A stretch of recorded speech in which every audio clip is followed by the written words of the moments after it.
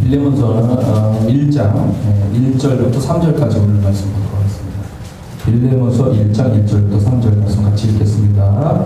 그리스도 예수를 위하여 갇힌 자 된 바울과 및 형제 디모데는 우리의 사랑을 받는 자요 동역자인 빌레몬과 자매 아비아와 우리와 함께 병사된 아키포와 내 집에 있는 교회에 편지하노니 하나님 우리 아버지와 주 예수 그리스도로부터 은혜와 평강이 너희에게 있을지어다. 아멘. 자, 오늘 제목은 하나님의 은혜와 평강이 있을지어다 라고 제목으로 말씀을 드리겠습니다. 자, 사도 바울의 옥중서신을 우리가 지금 다루고 있었었고요. 자, 옥중서신은 네 가지입니다. 뭐였죠?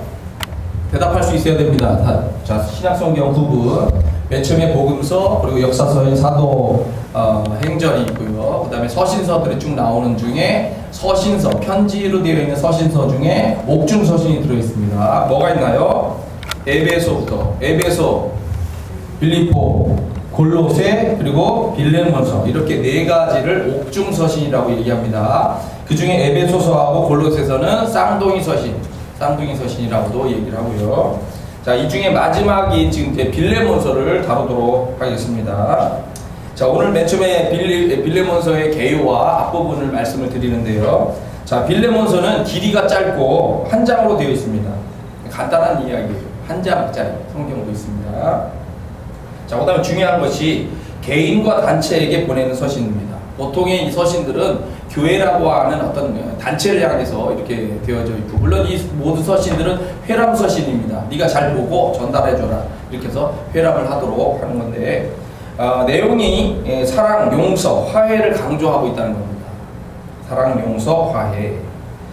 자, 빌레몬이라고 하는 골로새 교회에 터키 지도가 있으면 터키 지도의 왼쪽 서남부에 에베소가 있고, 에베소에서부터 내륙 쪽으로 160km 정도 떨어진 곳에 있는 골로새 교회, 그 교회 성도인 빌레몬이라고 하는 개인에게 보내는 서신입니다. 그러나 교회 전체가 이것을 읽도록 이렇게 원했던 서신입니다.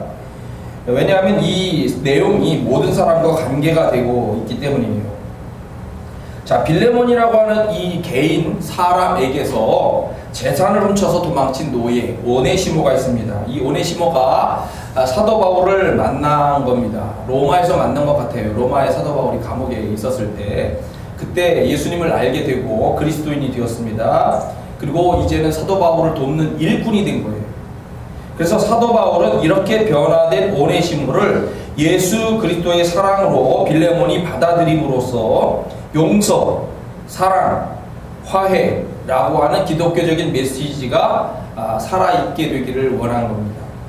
그리고 나아가서 전체 교회들이 이러한 것들을 본으로 삼아서 용서, 사랑, 화해라고 하는 이것으로 하나가 되기를 원하고, 또 이러한 선한 영향력이 로마 제국 전체로 퍼져나가기를, 그러니까 세계 전체로 퍼져나가기를 원하는 그런 뜻이 있었다라고 보여지는 겁니다.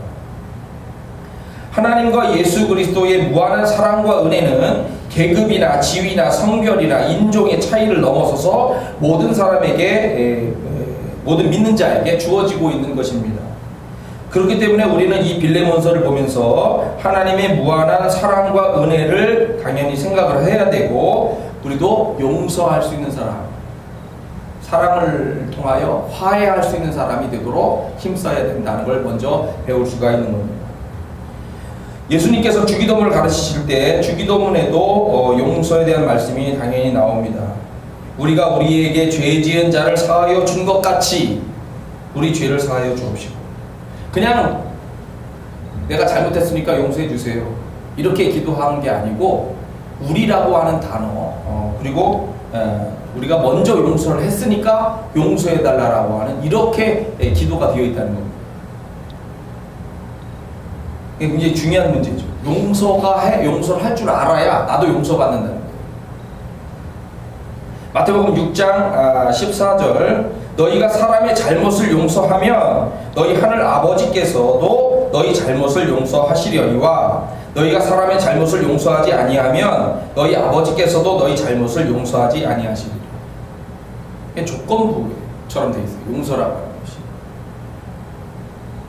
마태복음 18장 21절 베드로가 나와 이르되 주여 형제가 내게 죄를 범하면 몇 번이나 용서하여 주리이까? 7번까지 하오리이까? 7번도 굉장히 많은 거죠. 근데 예수님이 말씀하시죠. 내게 이르노니 7번뿐 아니라 7번을 70번까지라도 할지니 490번. 이거는 거의 무한대로 해라는 얘기예요. 용서한다는 건 어려운 일이지만 네가 용서할 수 있는 사람이 되라. 마태복음 18장 35절 너희가 각각 마음으로부터 형제를 용서하지 아니하면 나의 하늘 아버지께서도 너희에게 이와 같이 하시리라. 예수님이 용서에 대해서 굉장히 단호한 말씀을 하고 있다는 걸 느낄 수가 있어요. 마가복음 11장 25절 서서 기도할 때에 아무에게나 혐의가 있거든 용서하라. 기도할 때 중요한 것이 용서할 수 있는 마음으로 먼저 기도를 하라는 거예요. 그리하여야 하늘에 계신 너희 아버지께서도 너희 허물을 사하여 주시리라. 근데 이 기도의 내용에 그런 게 있잖아요. 주님, 저 사람이 나를 때려요. 저 사람이 내 재물을 뺏어갔어요. 저 사람이 우리 집안을 압박해요. 그죠? 다양한 그런 기도들이 있어요. 그죠? 그런데 그 기도할 때 용서를 해야 된다고 말씀하시는 거예요. 누가복음 6장 37절 비판하지 말라 그리하면 너희가 비판을 받지 않을 것이요 정죄하지 말라 그리하면 너희가 정죄를 받지 않을 것이요 용서하라 그리하면 너희가 용서를 받을 것이요. 누가복음 17장 3절 너희는 스스로 조심하라. 만일 네 형제가 죄를 범하거든 경고하고 회개하거든 용서하라. 만일 하루에 7번이라도 네게 죄를 짓고 7번 네게 돌아와 내가 회개하노라 하거든 너는 용서하라 하시더라. 그 사람이 거짓말로 이렇게 하면 어떻게 해요? 그죠? 그럴 수도 있죠. 근데 너의 책임은 용서라는 거예요. 요셉이 훌륭한 사람이 된다, 총리가 되었다 라고 하는 그 자체만으로는 많은 사람들에게 감동을 주기에 한계가 있습니다. 무슨 얘기냐면은 요셉이라고 하는 사람의 그 성경에 그 고난을 이기고 그죠? 하나님을 바라보면서 결국 총리가 되었다. 그래서 그 제도를 막 바꾸면서 그 어려운 기근이 오는 그런 상황에서 나라를 구했다. 이것만 가지고는 한계가 있다는 거예요. 요셉에게서 더 채워져야 될 그 부분이 뭐냐면 가족과의 그런 문제가 있어요. 요셉은 형들이 자기를 노예로 팔았거든요. 노예로 팔려왔을 때 그 애굽의 노예 시장에서 제일 많이 보내지는 곳이 피라미드를 세우는 곳이었어요. 피라미드로 세워지는 곳으로 가면은 6개월을 버티기가 힘들다고 했죠. 죽음의 그 노동이. 근데 거기에서 보디발 장군의 집에 갔는데 또 모함을 받아가지고 감옥으로 갑니다. 그러다 총리가 됐어요. 그 과정 속에서 요셉은 자기와 함께하고 있는 하나님의 모습을 봤어요. 그리고 새로운 역사를 쓰고 있다. 가정의 구원을 가져다 준다.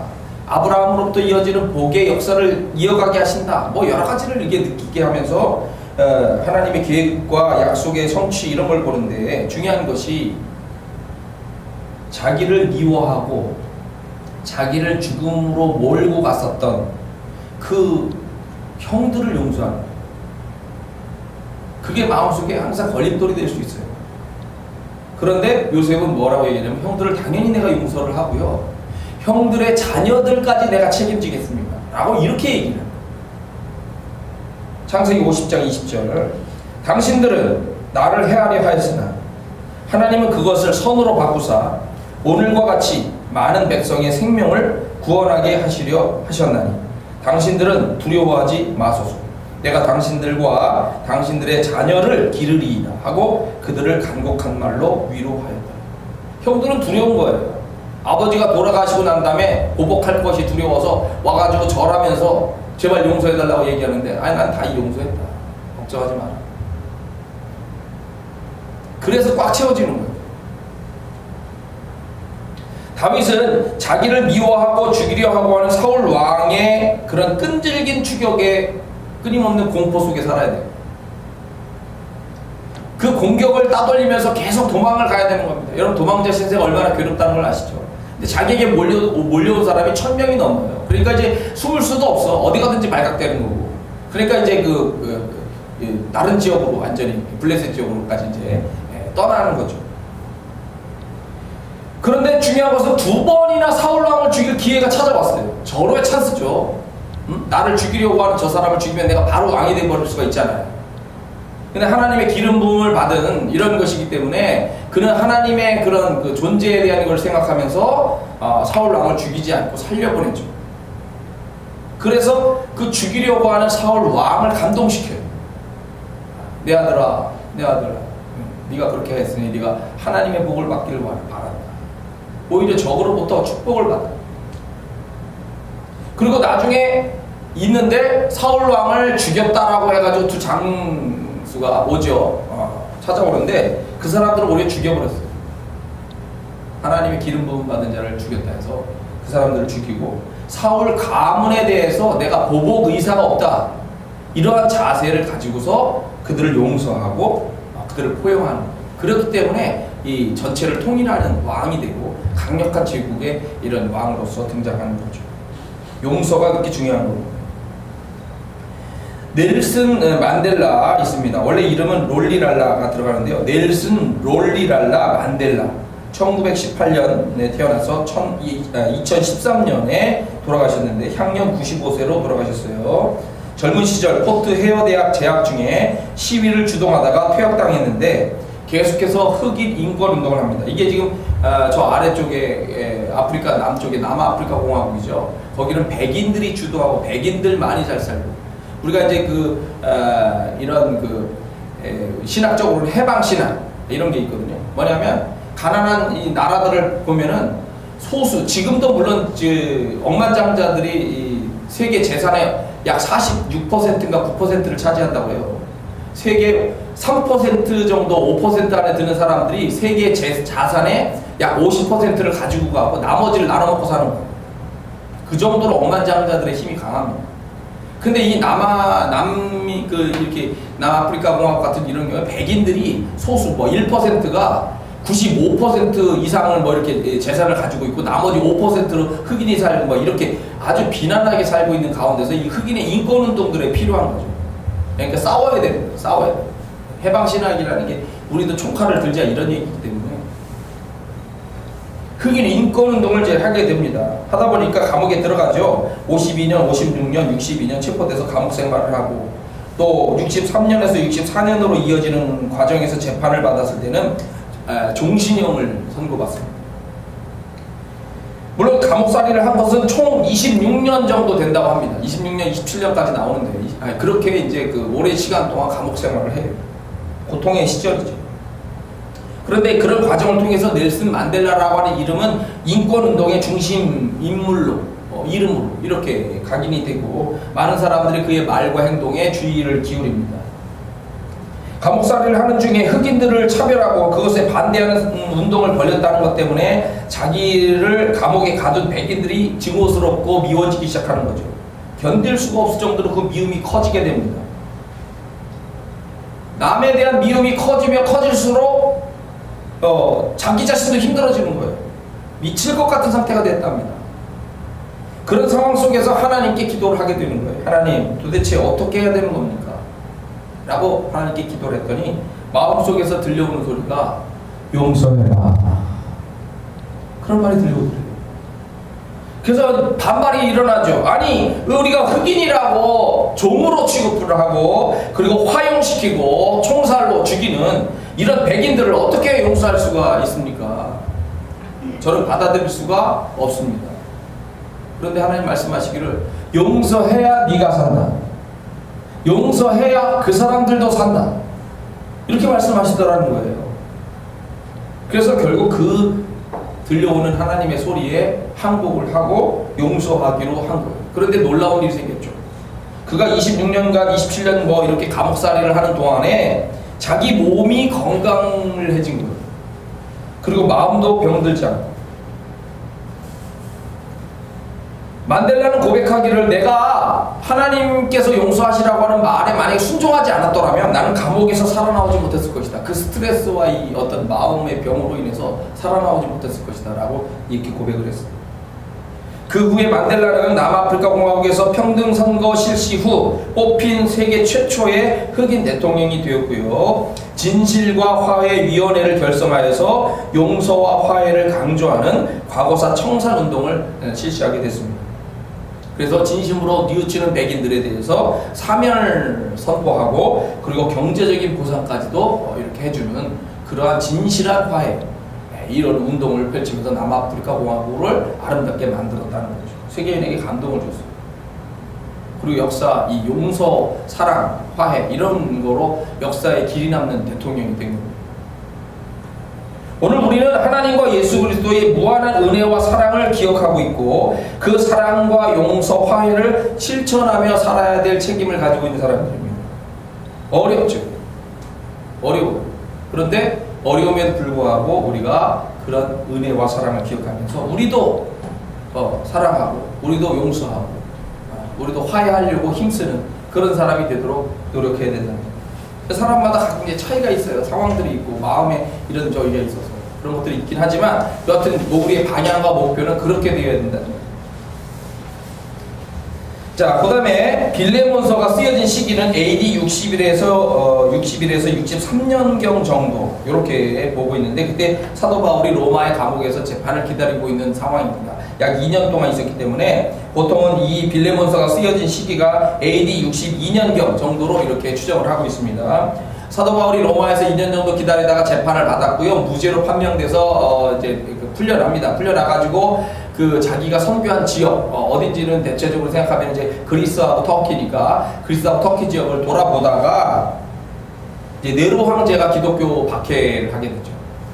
네로 황제가 미쳐 날뛰면서 로마시를 불태우고 그 로마시가 누구 때문에 불탔느냐라고 하는 것 때문에 이제 로마 시민들이 반란을 일으킬 조짐을 보이니까 두려워가지고 그 책임을 기독교인한테 이제 뒤집어 씌우고 그리고 그래서 기독교인들을 이제 박해하고 사자굴 속에 집어넣고 뭐 운동장에서 사자밥이 돼서 죽게 만들고 막 기름에 튀겨 죽이고 막 온갖 얼음에 얼려 죽이고 막 이렇게 막 온갖 방법으로 이제 박해가 시작되는데 그 박해 와중에 베드로하고 이 사도 바울이 체포가 됩니다. 체포가 돼가지고 로마로 압송돼서 로마에서 죽임을 당하는 순교를 당해서 죽게 되는 그런 과정으로 나가게 됩니다.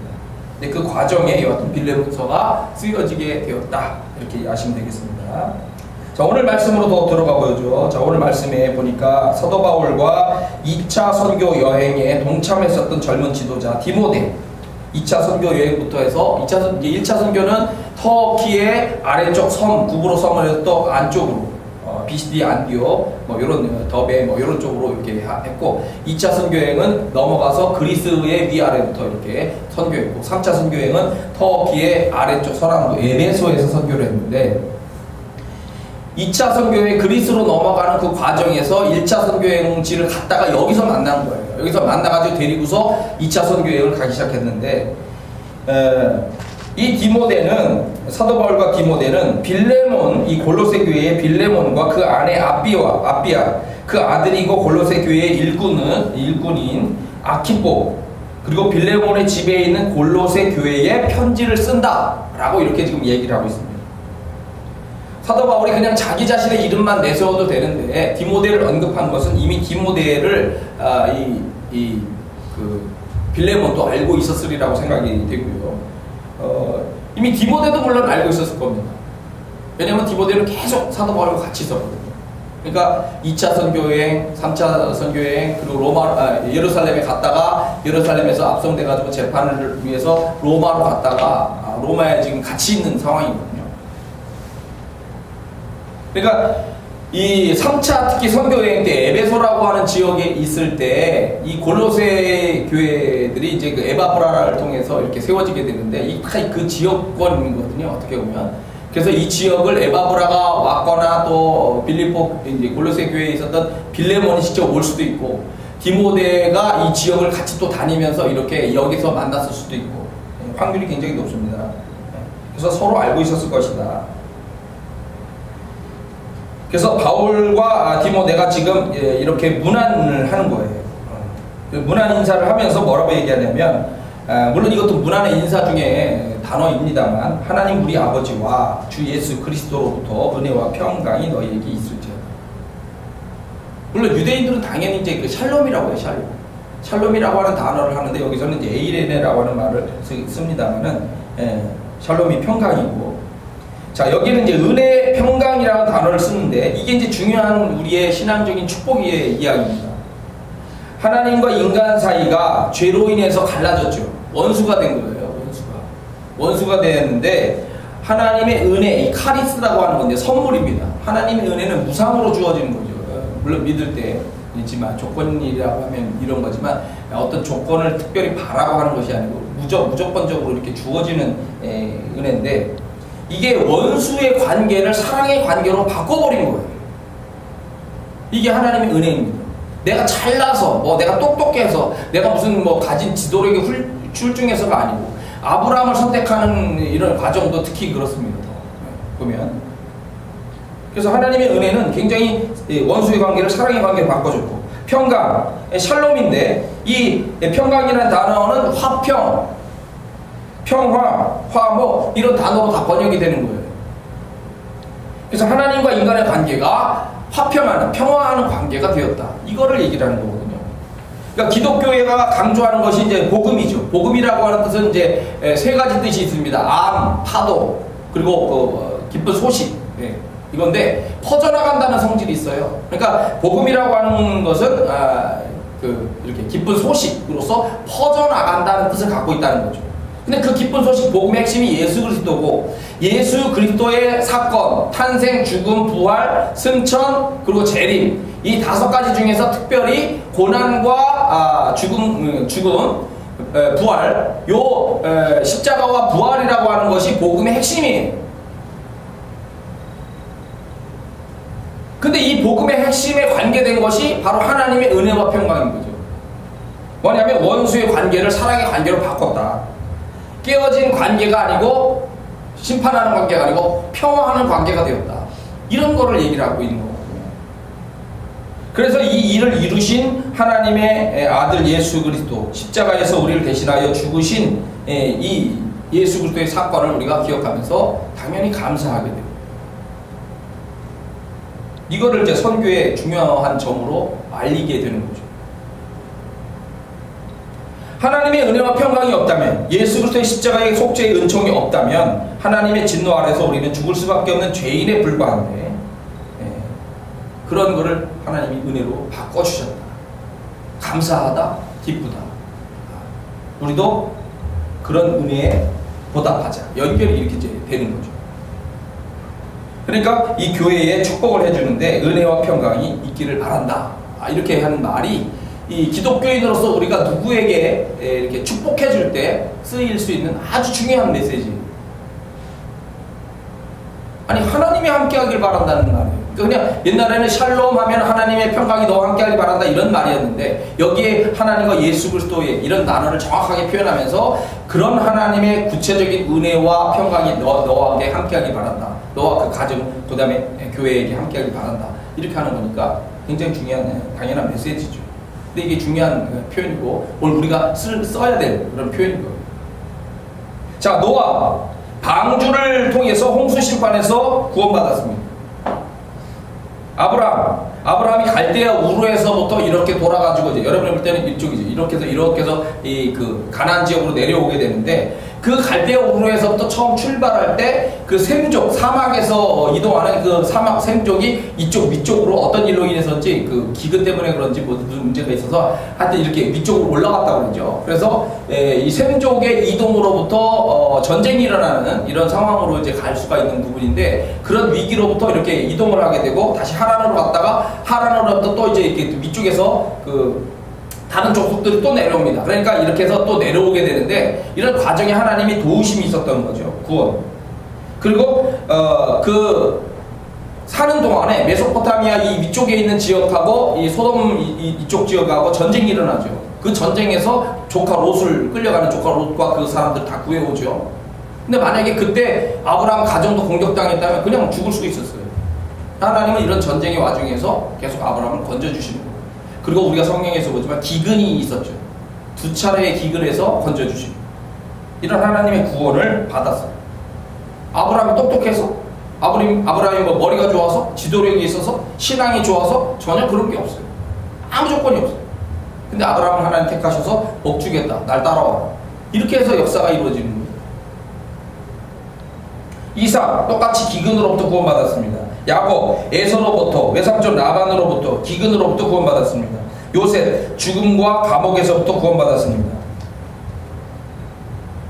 다윗 사울왕의 공격으로부터, 압살롬의 반란 사건으로부터 구원받았습니다. 다니엘 사자굴 속에서부터 구원받았습니다. 우리가 믿음의 사람으로 기억하는 많은 사건들 속에서 우리는 하나님의 이런 놀라운 은혜, 평강, 그리고 이걸 통한 구원, 그리고 어떤 새로운 역사, 이런 것들을 다 이렇게 파노라마처럼 보게 되는 거예요.